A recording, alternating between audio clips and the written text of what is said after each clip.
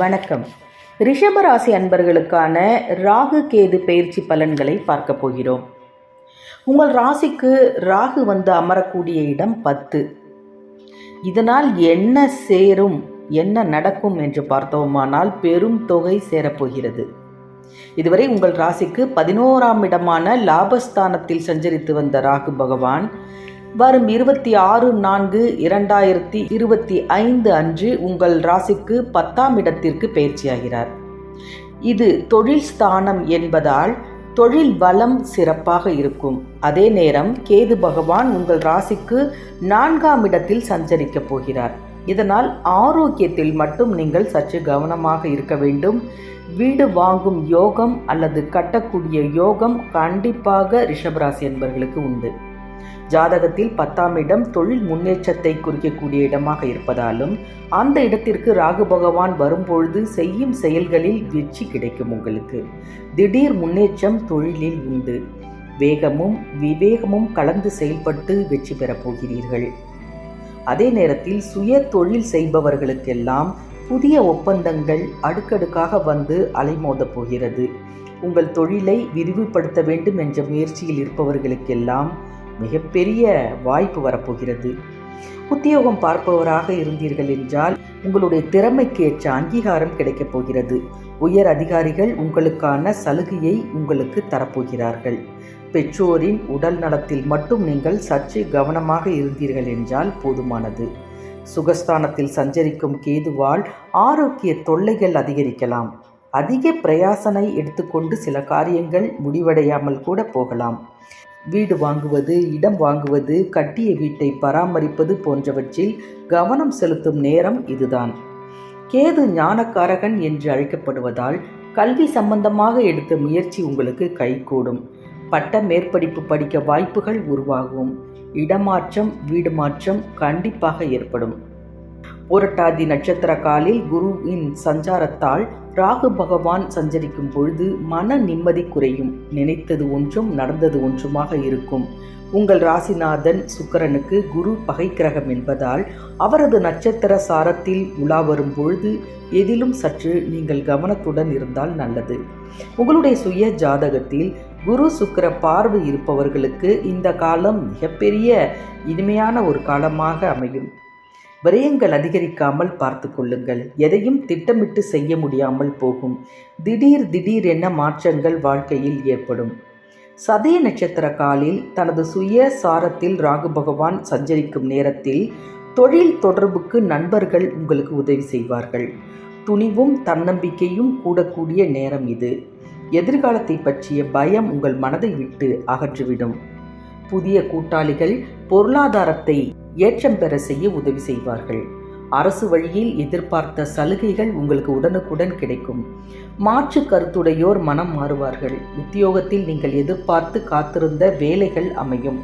சுய தொழில் தொடங்கக்கூடிய முயற்சி உங்களுக்கு கைகூடும். அவிட்ட நட்சத்திரத்த காலில் செவ்வாய் சஞ்சாரத்தில் ராகு பகவான் சஞ்சரிக்கும் பொழுது உங்கள் ராசிக்கு நன்மையும் தீமையும் கலந்தே நடைபெறும். உங்கள் ராசியை பொறுத்தவரை செவ்வாய் விரையாதிபதியாகவும் சப்தமாதிபதியாகவும் விளங்குபவர். அதனால் சொத்துக்கள் வாங்கக்கூடிய வாய்ப்பும் உங்களுக்கு அதிகமாக உண்டு. எல்லாவற்றிலும் யோகம் கிடைக்கக்கூடிய ஒரு நேரம். கொடுக்கல் வாங்கலில் இருந்த மந்த நிலை மாறும். குடும்ப ஒற்றுமை குறையாமல் பார்த்து கொள்வது நல்லது. இதுவரை சொந்த வீடு இல்லை என்று கவலைப்பட்டவர்களுக்கு எல்லாம் சொந்த வீடு அமையக்கூடிய ஒரு வாய்ப்பு கண்டிப்பாக உண்டு. உத்தர நட்சத்திர காலில் சூரியன் சாரத்தில் கேது சஞ்சரிக்கும் பொழுது உடல் நலனில் மிகுந்த கவனம் தேவைப்படும். உள்ளத்தில் நினைத்ததை உங்களால் உடனடியாக செயல்படுத்த முடியாது. கடன் சுமை அதிகரிக்கக்கூடிய நேரம். கல்வி சம்பந்தப்பட்ட முயற்சிகளில் கூட தடைகள் ஏற்படும். கடுமையாக முயற்சித்தும் கூட சில காரியங்கள் கைகூடாமல் போகுதே என்று வருத்தப்படுவீர்கள். ஆனால் அதே நேரத்தில் பூரம் நட்சத்திர காலில் சுக்கிர சாரத்தில் கேது சஞ்சரிக்கும் பொழுது வசதி வாய்ப்புகள் பெருகும். வாகன யோகம் கண்டிப்பாக உண்டு. தொழில் பங்குதாரர்களை விலக்கிவிட்டு தனித்து நீங்கள் செயல்பட முயற்சிப்பீர்கள். குடும்பத்தில் உள்ளவர்களின் குறைகளை தீர்க்க அதிக நேரம் எடுத்துக்கொள்வீர்கள். வியாபாரத்தில் போட்டிகள் ஏற்படாமல் பார்த்து கொள்ளுங்கள். மன சஞ்சலம் மட்டும் கண்டிப்பாக இந்த காலகட்டத்தில் உண்டு. அதிகார வர்க்கத்தில் இருந்தீர்கள் என்றால் கண்டிப்பாக உங்களுக்கு பொறுப்புகள் மாற்றக்கூடிய நேரம் இதுதான். மகம் நட்சத்திர காலில் சுயசாரத்தில் கேது சஞ்சரிக்கும் பொழுது தேக ஆரோக்கியத்தில் உங்களுக்கு நன்மைகள் நடக்கும். மன பயம் அதிகரிக்கும். அலைச்சலை குறைத்து கொள்வது நல்லது. உங்களுக்கு ஆற்றல் மிக்கவர்கள் பக்கபலமாக இருப்பார்கள். எதையும் தாமதப்படுத்தாமல் உடனுக்குடன் நடத்தி கொள்ள பாருங்கள். போட்டிகளுக்கு மத்தியில் வாழ்க்கை ஓடுகிறதே என்று நீங்கள் யோசிக்கக்கூடிய நேரமாகவும் இந்த நேரம் கண்டிப்பாக இருக்கும். அதே நேரத்தில் 10ல் வரும் ராகுவும் 4ல் வரும் கேதுவும் அனைத்து வகையான யோகங்களையும் உங்களுக்கு வழங்குவார்கள். கவலைப்பட வேண்டாம். அதே நேரத்தில் ராகு கேது பயிற்சியான காலத்தில் குரு பயிற்சியும் உங்களுக்கு நடக்கும். மே மாதம் 11ஆம் தேதி மிதுன ராசிக்கு குரு சென்று அமரப்போகிறார். அப்பொழுது பல நல்ல வாய்ப்புகளை உங்களுக்கு தேடித் தருவார். நாடு மாற்றம், இல்லம் தேடி வரலாம். வீடு மாற்றம் கண்டிப்பாக உண்டு. ஆரோக்கிய தொல்லை அகலும். உள்ளத்தில் நினைத்ததை உடனடியாக செய்து முடிப்பீர்கள். பொருளாதாரமும் உங்களுக்கு அதற்கு வழிவகை செய்து கொடுக்கும். குடும்ப ஒற்றுமை அதிகரிக்கும். அக்டோபர் 8ஆம் தேதி குரு பகவான் கடகராசிக்கு அதிசாரமாக பயிற்சியாகுவார். அப்பொழுது அவருடைய பார்வையின் பலத்தால் பல நல்ல காரியங்கள் எல்லாம் உங்களுக்கு நடைபெறும். நண்பர்கள் நம்பிக்கைக்குரிய விதம் நடந்து கொள்வார்கள். புது புது திட்டங்களை போட்டு வெற்றி பெறுவீர்கள்.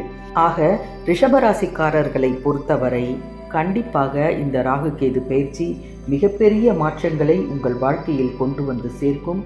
எல்லாவற்றிற்கும் ரெடியாக இருங்கள். இது போன்ற மற்ற ராசிகளின் பலன்களை தொடர்ந்து பார்க்க மறக்காமல் ஜி கிரியேஷன் தமிழ் சேனலை சப்ஸ்கிரைப் பண்ணி வைத்துக் கொள்ளுங்கள். நன்றி, வணக்கம்.